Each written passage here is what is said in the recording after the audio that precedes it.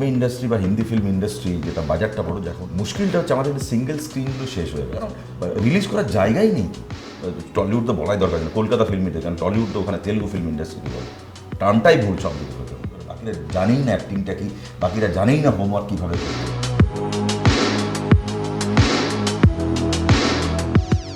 নমস্কার, আমি অভিষেক সেনগুপ্ত আর আপনারা এই মুহূর্তে দেখছেন ভারত টিভি। আমাদের বিশেষ যে প্রতিবেদন তারকার মুখোমুখি, আজ আমরা আপনাদের সামনে এমন এক তারকাকে তুলে ধরব বা যার সম্মুখীন আপনাদেরকে নিয়ে যাব। তিনি শুধু তারকা নন, তিনি সার্বিকভাবে পুরো দেশ জুড়ে তার জনপ্রিয়তা এই মুহূর্তে তুঙ্গে। একদিকে বাংলা, অন্যদিকে হিন্দিভাষী সিনেমাতেও সমানভাবে জনপ্রিয়। আজ আমাদের সঙ্গে রয়েছেন সুব্রত দত্ত। স্বাগত আপনাকে ভারত টিভিতে। প্রথমেই জিজ্ঞেস করবো, কেমন আছেন? ভালোই আছি, গরম কম, বৃষ্টি হচ্ছে, পুজোর সমস্ত ভিড়, এই জন্য বাড়ি থেকে কম বেরোচ্ছি, বাট ডেফিনেটলি শুটিং চলছে একটা আমার এই মুহূর্তে বাংলা ছবির। কতদিন হচ্ছে এই মুহূর্তে কলকাতায় রয়েছেন? আমি এখন অফ অ্যান্ড অন অনেকটাই যাওয়া আসা কলকাতায় থাকছি, কারণ একটা ছবি শেষ করলাম ম্যাডাম সেনগুপ্ত, ঋতু রয়েছে, আর একটা করছি মৈনাকের ছবি, আর আমার ছবি কিছু কমপ্লিট আছে যেটা পোস্ট প্রোডাকশন শেষ হলো, পালকি, যেটা ডিরেক্টর হচ্ছে সোনাচাঁদ সামন্ত, প্রডিউসার হচ্ছেন সন্দীপ বাবু। ওটা কিফে আমার 2-3টে ছবি যায়, ওটা পালকিটাও আছে, ওটা শেষ হলো। আর ম্যাডাম সেনগুপ্তরা এই যে বিভিন্ন রকম চলছে, আর এতে চলছে একটা নেক্রোফেলিয়ার ওপরে ছবি, ছবিটার নাম এখনও ঠিক হয়নি, বাট হিন্দি ছবি। আর একটা চলছে হিন্দি, যেটা শ্যুট করছি এখন পুরুলিয়ার অযোধ্যা পাহাড়ে, সেটার নাম চড়ক, শিলাদিত্য ডিরেক্ট করছে। আর একটা করছি কোথায়, আরেকটা করছি এটা অনেক কিছু নাম। একটি বিষয় সুব্রতবাবু, যে আপনি দীর্ঘ সময় কলকাতায় কাটিয়ে গেছেন, আপনার কার্যত বর্ন অ্যান্ড ব্রট আপ, অর্থাৎ বেড়ে ওঠা বাঁকুড়া, তো সম্ভবত বাঁকুড়ার আপনি মানুষ, অর্থাৎ সেই লাল মাটি। তো সেই গ্রামের একটি ছেলে স্ট্রাগল করা, তার জার্নি, তারপর বাংলা মাধ্যমে আসা বা বাংলা ইন্ডাস্ট্রিতে আসা টলিউডে, সেখান থেকে সুদূর মুম্বাই এখন পাড়ি দেওয়া, এই যে পুরো জার্নিটা কি রকম অভিজ্ঞতা? উল্টো হয়েছে মানে কি বলবো, আমি বাঁকুড়ার থেকে প্রথমে গেছি দিল্লি পড়তে, ন্যাশনাল স্কুল অফ ড্রামা, ফের ওখান থেকে আমি central school of speech and drama, যেটা এখন royal school of speech and drama নাম হয়ে গেছে, সেখানে স্কলারশিপে ব্রিটিশ কাউন্সিল থেকে, ওটাও scholarship, national school of drama দিয়ে দিল্লি বম্বেতে কাজ করতে করতে আমার কলকাতায় ফিরে আসে। It's not directly from Bankura to Kolkata to Mumbai, it's like Bankura to Delhi to London to Mumbai then Calcutta. মানে যে গদবাঁধা নিয়ম, সেটা কখনোই আপনার দ্বারা আপনি করেননি ফলো? বলা যেতে পারে, মানে life is full of magic, you know, কখন কি হয়ে যাবে বলা যায় না। সো আমার মনে হয় কি সেই ম্যাজিকটার জন্য সবাই অপেক্ষা করে, বা ম্যাজিকটা কেউ জানে, nobody knows what will happen tomorrow আর day after tomorrow. So that's the thing. আর আমি লাইফের ফ্লোতেই নিজেকে ছেড়ে দিয়েছি, কারণ আমি জুলজি অনার্সের ছেলে এবং কোনোদিন ভাবিনি অ্যাক্টিং করবো, এবং অ্যাক্টিংটা শুরুই আমার গ্র্যাজুয়েশনের পর। অ্যাক্টিং শুরু আমার হিন্দি ভাষাতে বা বাঁকড়িতে, আমি যেগুলো যাত্রা করতাম, যেটা সবাই করে, যাত্রা, নাটক তো ওখানে হতো না, যাত্রা করতাম, ডান্স ড্রামা করতাম, আমি রবীন্দ্র নৃত্য খুব ভালো নাচতাম একটা সময়, সেই হিসেবে মেয়েদের ডাক নাম ছিল, নাম ডাক ছিল, সরি, ওটা বেসিক্যালি একটা অপোজিট সেক্সের অ্যাট্রাকশন, যে একটা নাচ শিখবো সেই হিসেবে। সো আমি বিশ্বাস করি, আমি তো পেপারে অ্যাড দেখে গেছিলাম ন্যাশনাল স্কুল অফ ড্রামা, আমি জানতামই না। আচ্ছা, তো সেই জন্য আমি বলি কি life is full of magic, just wait for the magic.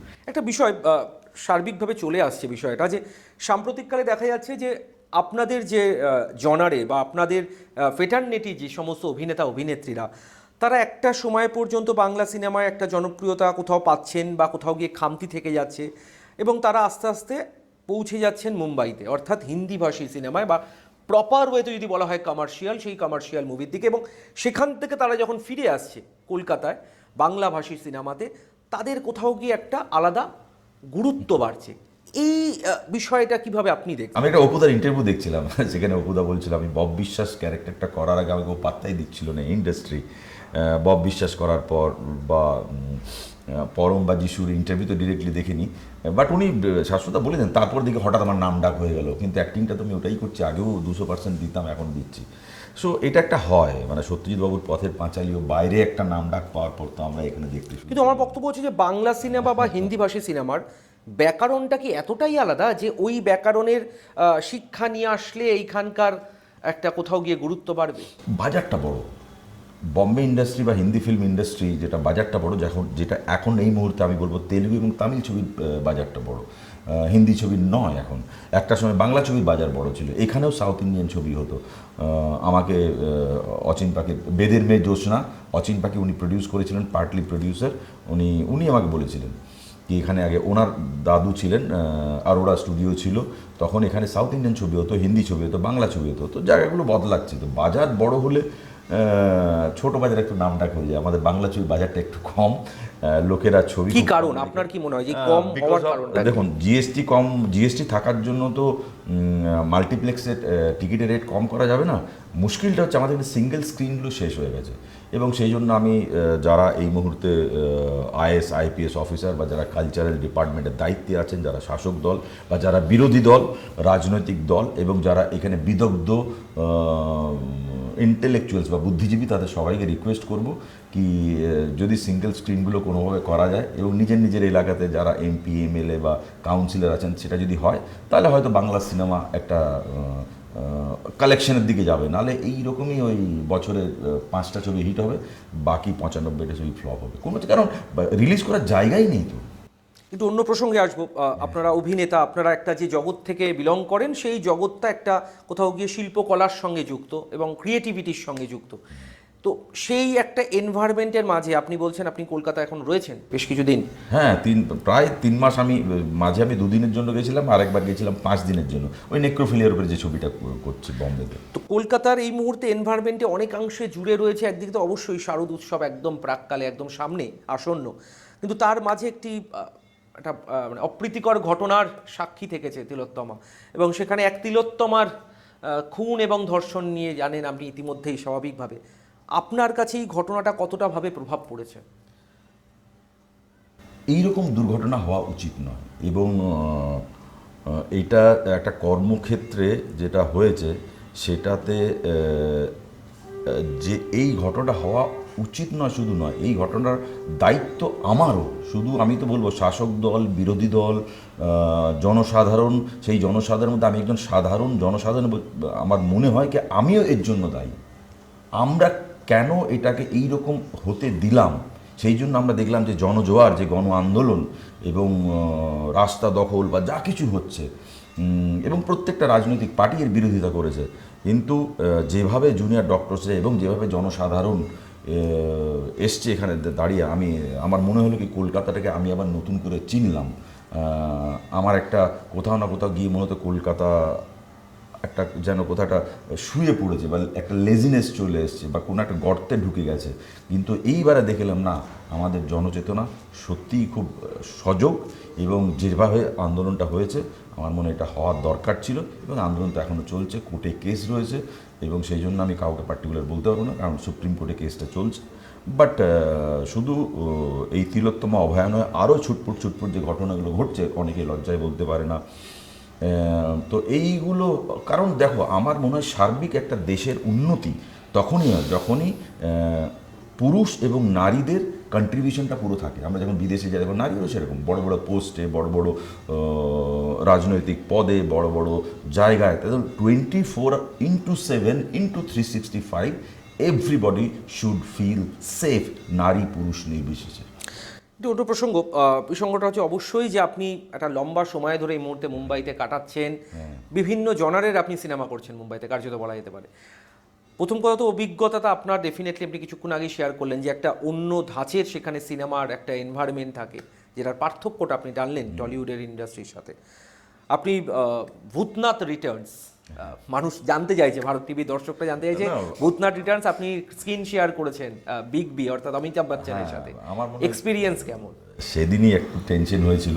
আমার প্রথম স্টেও যাবে, আমাকে সন্দীপ দা বলে একজন নাচ শিখিয়েছিলেন, সাথে প্রণতি সেনগুপ্ত, যিনি পুণ্যশ্লোকের টিচার, উনি আমার গুরুজি। আচ্ছা।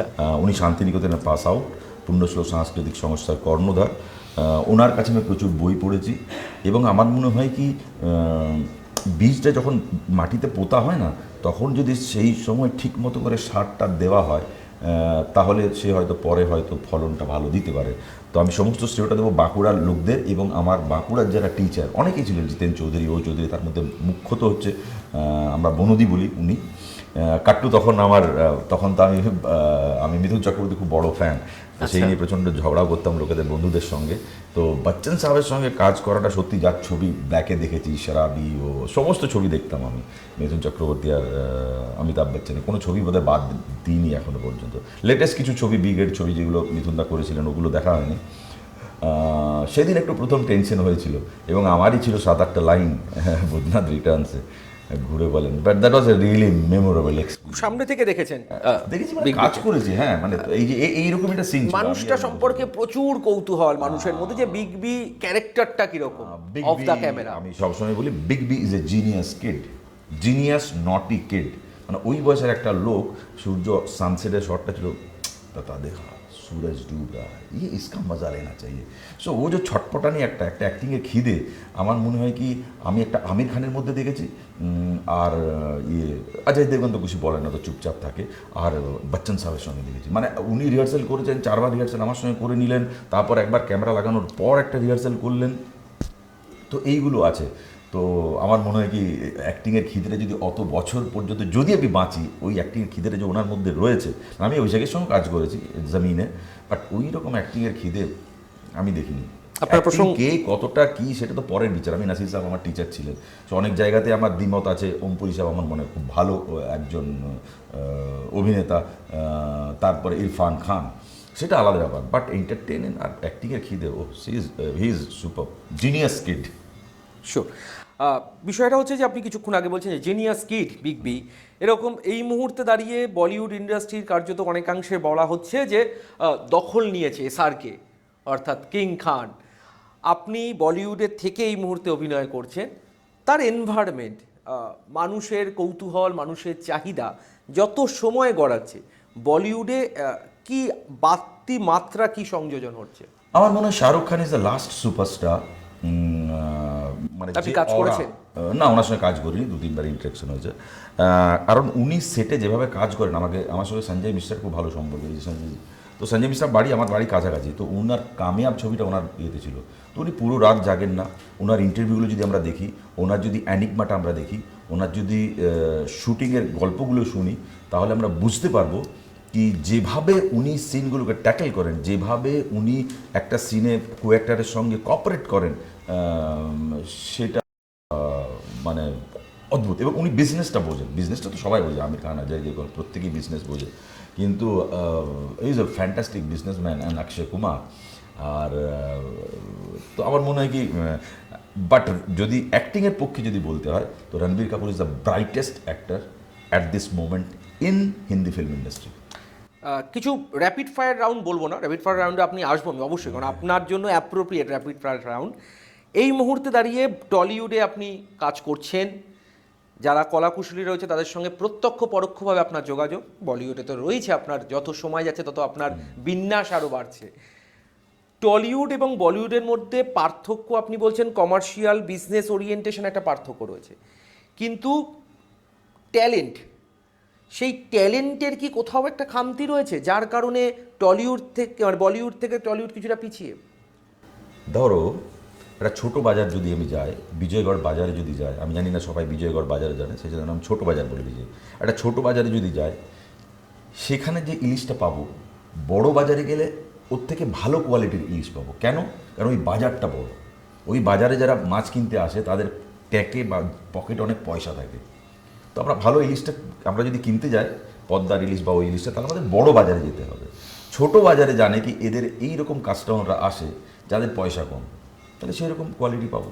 তো সেই রকম এখানে যেহেতু যারা ট্যালেন্টেড তারা তো বলিউডে গিয়ে কাজ করছেন, ওই সময়টা আমরা ভুলে যাচ্ছি, golden period of Bengal film industry, সেই সময়টা তো এখন আর নেই। এখন তো আমাদের ডিগ্রেডেশন হচ্ছে না, সত্যজিৎবাবু, মৃণাল সেন, ঋত্বিক ঘটক, তপন সিনহা, যে পুরো জনারটা বা ওই সময়টা ছিল, ওই সময়টা নেই। এখন আমরা একটা সোশিও পলিটিক্যাল একটা ডামাডোলের মধ্যে দিয়ে যাচ্ছি। একটা পলিটিক্যাল পার্টি ছিল, আর একটা পলিটিক্যাল পার্টি হলো, এত বড় গণ আন্দোলন, এত বড় একটা ইনডিসিপ্লিন, প্রত্যেকটা মানুষ কোথাও না কোথাও ফ্যাক্টরি উঠে যাচ্ছে। কালকেই দেখলাম আরেকটা ফ্যাক্টরি উঠে গেল, তো সিঙ্গেল স্ক্রিনটা বন্ধ হয়ে যাচ্ছে। সেই জন্য যারা ট্যালেন্টেড তারা ওখানে গিয়ে কাজ করছে। তবে একটা জিনিস আমি মিস করি, যেহেতু টাকাটা কম, তাদের প্রচুর কাজ করতে, মানে আমি একটা বলিউডে যদি 2টো ছবি করবো পুরো বছর চলে যায় আমার খরচাটা, বাকিগুলো সেগুলো সারপ্লাস। এখানে লোককে প্রচুর কাজ করতে হয়, সেই জন্য এখানের অ্যাক্টারদের হোমওয়ার্ক করে না, মানে একটার শুধু বলছি না, আমি পুরো ইন্ডাস্ট্রির কথা বলছি। কি ওদের 13 দিনে ছবি করতে হতো, তাহলে 13 দিনের ছবিতে থোড়াই 2 মাস বেশি প্রি প্রোডাকশন করবে, কিন্তু ওখানে প্রি প্রোডাকশনটা হয় একটা প্রায় 8 মাস ধরে। তো সেটা কোয়ালিটিতে হ্যাম্পার করবে। 13 দিনে একটা কমপ্লিট ছবি হলে তুই বলো সেখানে কি কোয়ালিটি দিতে পারবে? ঠিক। ছবি একটা মিনিমাম একটা 30 দিন 32 দিন বা 35 দিন হলে একটা ইয়ে হবে, এটা তো প্রজেক্ট করার মতো হয়ে যাচ্ছে। সো আই থিঙ্ক এবং এখানে আরেকটা বিষয় বারবার করে সামনে অভিযোগ আসছে, আপনি একেবারে সরাসরি ইন্ডাস্ট্রি থেকে বিলং করা মানুষ, আপনি মুম্বাইতে কাটিয়েছেন, একাধিক সিনেমা করেছেন। টলিউডে বারবার করে যে অভিযোগটা আসছে সেটা হচ্ছে থ্রেড কালচার, সেটা হচ্ছে আর্টিস্ট ফোরামের সঙ্গে গন্ডগোল কোথাও গিল্ডের, এবং গিল্ডের সাথে কোথাও গিয়ে বনিবনার অভাব আর্টিস্ট ফোরামের। এই যে নিজেদের মধ্যে একটা কোথাও গিয়ে মতানৈক্য, এটা কি কোথাও গিয়ে ভীষণভাবে প্রভাব পড়ে কোয়ালিটির নিশ্চয়ই পড়ে। আমি তুমি বলো ডাক্তাররা দুদিন যার উপরে অত্যাচারটা হলো, মানে ওরা বা ওদের দুদিন ধরে লাগাতার ডিউটি করছে, ওরা তো প্রশ্ন করেনি। এটা তো শিল্পের মাধ্যম, এখানে এটা শ্রমিক নয়, এটা শিল্প। শিল্পের শ্রমিক মানে শিল্পের যে শ্রমটা, মানে আমি যদি বলি আমি দুর্গার মূর্তি বানাই, আমি যদি বলি আমি প্রতিদিন 6 ঘন্টার বেশি দুর্গা মূর্তি 8 ঘন্টার বেশি বানাবো না, লেবার লতে আছে, তাহলে দুর্গা মূর্তি তোমাকে 7 মাস আগের থেকে বানাতে হবে। ঠিক কথা। If you are getting paid, তোমার যদি শরীর সাথ দিচ্ছে, ইউ ক্যান ডু। এবং এখানে তো কোথাও গিয়ে কোয়ান্টিটি ওয়ার্ক নয়, এটা হচ্ছে কোয়ালিটি ওয়ার্ক।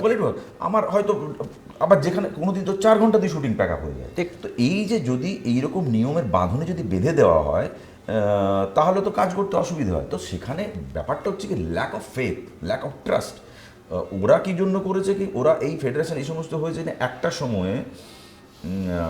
অ্যাকচুয়ালি এই ট্রেড ইউনিয়নটা না, আমাদের সিপিএম সরকারও ছিল, মানে যে কোনো সরকার, এখনকার সরকার, এই তৃণমূল কংগ্রেস এখন, তার আগে ছিল কংগ্রেস, এই তিনটে পার্টি মিলে ট্রেড ইউনিয়ন ব্যাপারটা না একটা ঘেঁটে হয়ে গেছে, বুঝতে পারছো তো?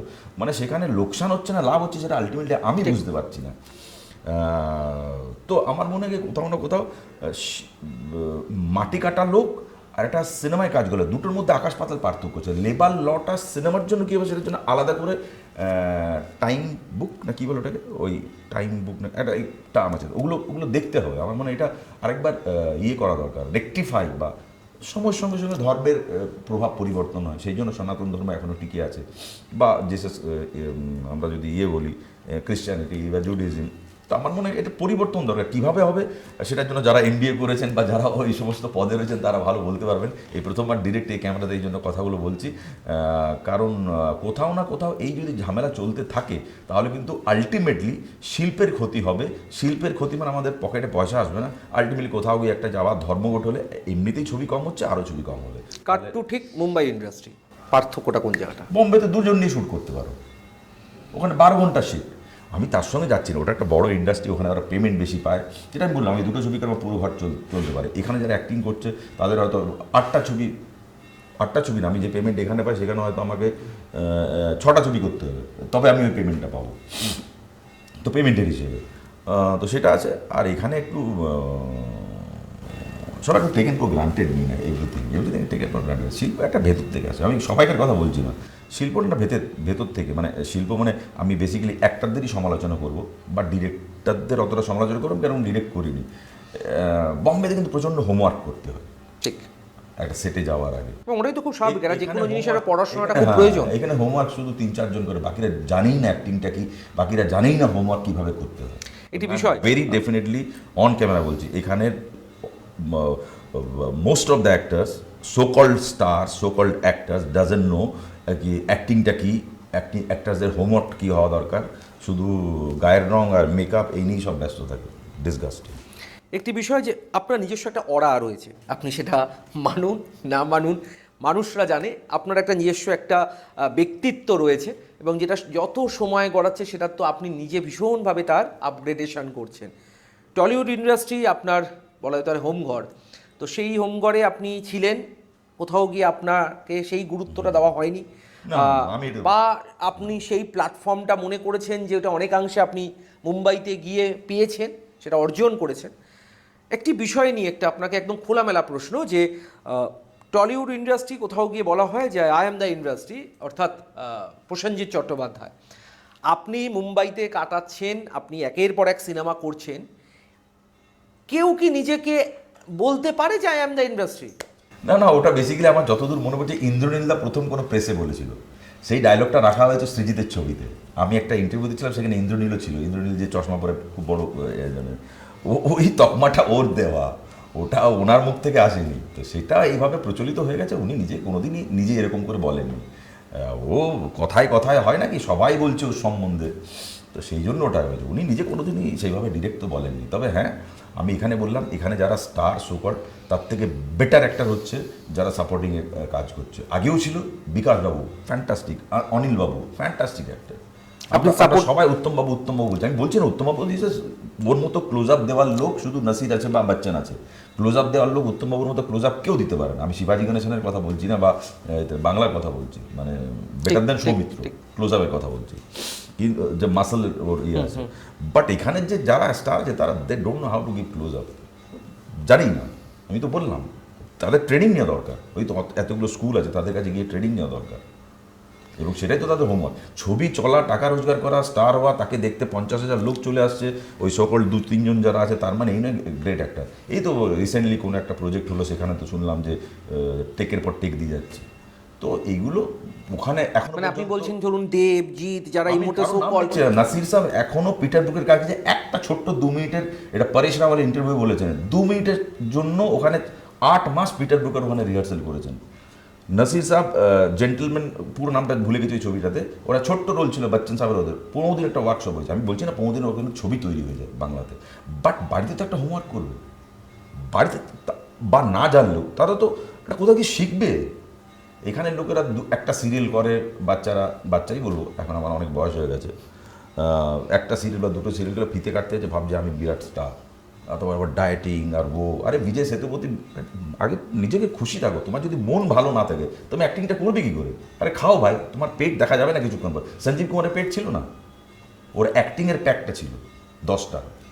মানে আপনি বলছেন যে মেন অ্যাক্টিংটার জন্য যেটা প্রয়োজন সেটাতে অনেক বেশি কনসেন্ট্রেট করা আমি এই জন্য রেগে যাচ্ছি। এই কারণে কোভিডের সময় কিছু লোক আত্মহত্যা করলো, আত্মহত্যা করার চেষ্টাও করলো। আমি বম্বের কথাও বলছি, নট টলিউড। টলিউড তো বলাই দরকার ছিল, কলকাতা ফিল্ম ইন্ডাস্ট্রি, কারণ টলিউড তো ওখানে তেলুগু ফিল্ম ইন্ডাস্ট্রিকে বলে, টার্মটাই ভুল সব দিকে প্রথমে। যখন একটা টলিউড এক্সিস্ট করছে তোমরা নাম বদলো কলিউড বলো, কলিউডও অন্য জায়গায় আছে। তো বেসিকে প্রবলেম আছে, বেসিক প্রবলেমগুলো সলভ না করলে হবেই না। একটি প্রশ্ন এই মুহূর্তে বলা যেতে পারে র্যাপিড ফায়ার রাউন্ড আপনার জন্য। তো না, এটা র্যাপিড এর থেকে আরও বেশি। তো সেই র্যাপিড ফায়ার রাউন্ডে প্রথম প্রশ্ন, মুম্বাইতে SRK, আমির, সালমান, আপনার কাছে 10 to 10 K? Amir, always Amir. I work with Amir Khan. I have a personal rapport with Amir Khan. Definitely Amir. Singer Arijit Singh, বাস আর বলা দরকার আর নেই। না। টলিউডের সঙ্গে বলিউডের পার্থক্যগত 3টি। পার্থক্য হচ্ছে বাজার। এই বাজারটা যদি বড় হয়, ট্যালেন্ট তো তৈরি হবে। আমি যদি 35 দিনের ছবি করি, তখন তো আমি তাকে নিয়ে হোমওয়ার্ক করতে পারবো। আমি যে কথাটা বললাম তার আবার উল্টো কথাটাই বলছি এক্স্যাক্টলি। এই হোমওয়ার্ক হচ্ছে না এখানে বেঁচে থাকতে হলে। মানে আমি এমন অনেক অ্যাসোসিয়েট ডিরেক্টরকে জানি, তাদের ওষুধের দোকান করে, কেউ অন্য বিজনেস করে, বা এমন অনেক ডিরেক্টরকে জানি তাকে বিয়েতে গিয়ে ভিডিও করতে হয়, অনেক ডিরেক্টরকে জানি তাদের অ্যাকাউন্টেন্সির বিজনেস করতে হয়, অনেক ডিরেক্টর তাদের চাকরি করতে হয়। তার সঙ্গে এটা, তাহলে আমি বলছি কি বাজারটা বড় করার জন্য যে সময় তো এর আগে যে সরকার ছিল সে দায়ী, সে শুরুটা করেছিল, এখন যারা আছে তারা সেটা কন্টিনিউ করছে।